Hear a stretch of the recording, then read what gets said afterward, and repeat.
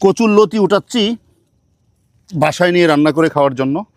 দেখেন এর সাইজ দেখেন।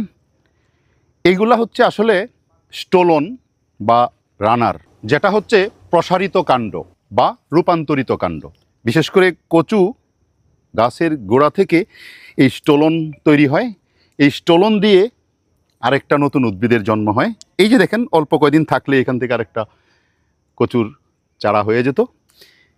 এটা হচ্ছে ভেজিটেটিভ রিপ্রোডাকশানের একটা সিস্টেম। যাই হোক, এই যে কচুর লতি বা স্টোলন বা রানার আপনারা নিশ্চয়ই জানেন। কেউ বলে কচুর লতি, কেউ বলে কচুর লতা। এটা রান্না করে খেতে বেশ সুস্বাদু।